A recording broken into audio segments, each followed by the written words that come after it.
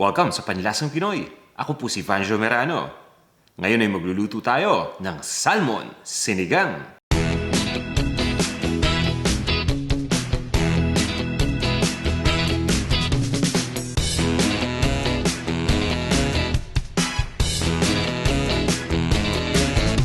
Ito yung mga ingredients na gagamitin natin para sa dish na to.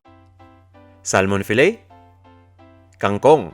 Ang gamit ko dito ay Chinese kangkong. Ito naman yung labanos o yung daikon radish. Sitaw, okra, siling pangsigang, kamatis, sibuyas, patis, ground black pepper, at ng Knorr sinigang na isda recipe mix. Tatlong 10-gram pouches ang gamit natin dito. At bukod sa mga ingredients na to, kakailanganin din natin gumamit ng tubig. At ito naman yung kumpletong listahan ng mga ingredients kasamang sukat ng bawat isa.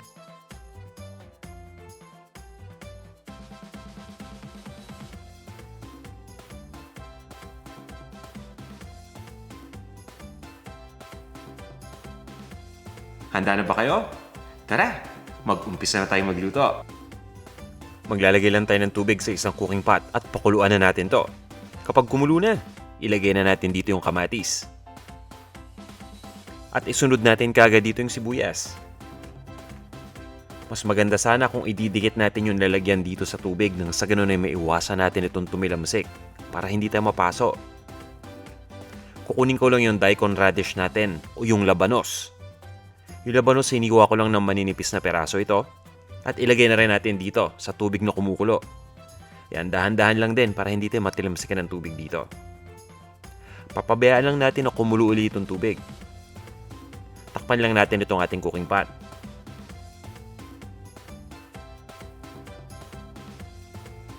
At ayan, kumukulo na yung tubig. Ang gagawin natin yan ay itutuloy lang natin ang pagpapakulo dito sa mga ingredients na to ng 5 minuto. Inuuna nating pakuluan itong mga ingredients na to nang sa ganun ay kumapit kaagad yung lasa nito dito sa sabaw ng ating sinigang. Makalipas ang 5 minuto, mapapansin ninyo na malambot na yung sibuyas, kamatis, pati na rin yung labanos. Haluin lang natin ito at sa puntong ito may lasa na yung sabaw natin. Pero mas papalasahin pa natin ito dahil ilalagay na natin yung salmon. Ang gamit ko dito yung salmon fillet. Pwede kang gumamit dito ng salmon belly, pwede rin yung salmon steak.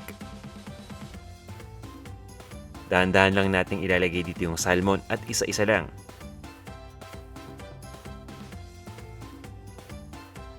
Pwede rin nga pala kayong gumamit dito ng salmon head o yung ulo ng salmon. Kung wala namang salmon available, pwedeng-pwede ninyong subukan itong recipe natin na to gamit ang ibang uri ng isda.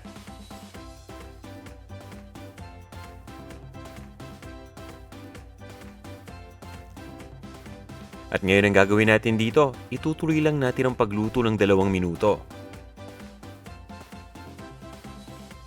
Ito yung kagandahan sa isda kumpara sa karne, kagaya ng manok, baka o baboy, no? Dahil napakabilis na itong maluto. Hindi na natin to kailangan pakuluan pa ng matagal. Ngayon ay bahagyang naluto na natin yung salmon. Pero hindi pa tayo tapos dahil marami pa tayong ilalagay dito ng mga ingredients. Haluin lang natin ito. At ngayon naman, ilagay na natin yung pampaasim.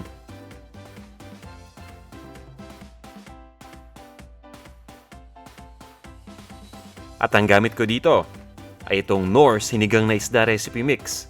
Sadya talaga itong ginawa para sa sinigang na isda. Ang gamit ko dito ay 3 peraso na 10-gram pouches. Ang isang peraso kasi sakto lang sa kalahating litro ng tubig. At ang gamit nating tubig dito ay 1.5 litro. Kaya 3 pakete ang ginagamit natin. Para sa akin, nabibigay nito yung sarap at asim na gusto ko sa sinigang. Lalo na dito sa sinigang na isda. Haluin lang natin ito. At pagkatapos ay pwede na nating ilagay yung iba pang mga ingredients. Pabayaan muna natin kumulo itong sabaw.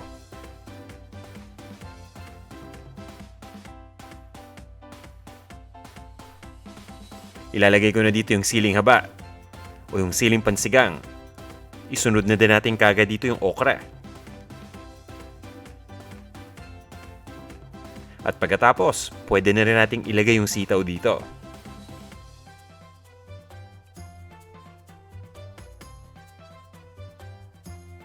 Ayan.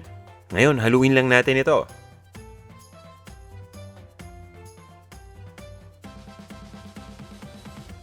At pabayaan lang nating maluto ng mga 2 minuto pa. Takpan muna natin itong ating cooking pot.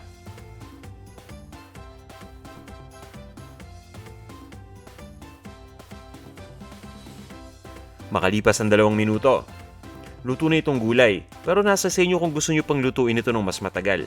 Para sa akin kasi mas gusto ko na medyo crisp pa yung gulay habang kinakain ko to. Ilagay na natin dito yung tangkay ng kangkong. Inuuna natin itong tangkay ng kangkong dahil kailangan din natin itong lutuin pa sandali. At pagkatapos, titimplahan na natin to. Ito na yung ating ground black pepper. At yung patis. Para dun sa mga hindi gumagamit ng patis, pwede kayong maglagay ng asin dito as an alternative ingredient. Haluin lang natin. Pagkatapos ito, ituloy lang natin ang pagluto ng mga 2 minuto pa hanggang 3 minuto.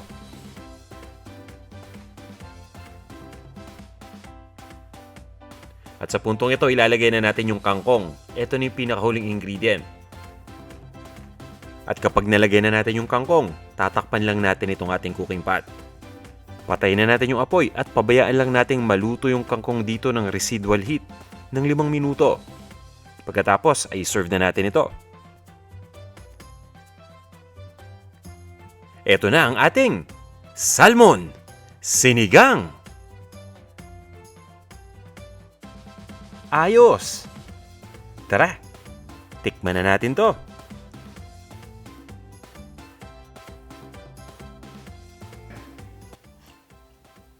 Wow! Sabaw pa lang eh. Ang sarap na. Malasang malasa siya. Maasim. Actually, yung asim niya tamang-tama lang. At hindi malangsa. Ang sarap. Tikman natin yung salmon. Ito yung ating salmon fillet. Pwede kayong gumamit dito ng salmon belly gaya nga nasabi ko kanina. O kahit yung salmon steak, pwedeng-pwede dito.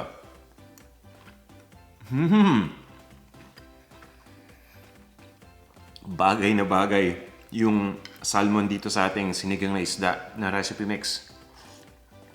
Okay ito ah. Ngayon mag-greetings muna tayo. Babatiin ko lang yung mga kaibigan natin na laging sumusubaybay at nagko-comment dito sa YouTube pati na rin sa Instagram. Hello kay Maryville Kilyao, kay Joe Boxster, kay Weng Furio, kay Alan Labay, Ponce Amokap, hello sa'yo. Hi rin kay Marky Dolatre at kay Ron Balaba. Hello Gigi at hello rin James Concordia. Hello rin kay Rene Briones.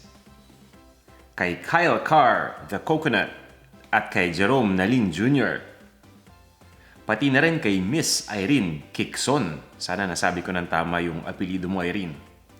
Hello kay Brown Gal at kay Elsie Watson. Hello rin kila Blanche Ferrer or Blanche Ferrer at kay Ray Magat. Sana'y may natutunan na naman kayong bago ngayong araw na to at sana'y nagustuhan nyo tong ating bagong recipe.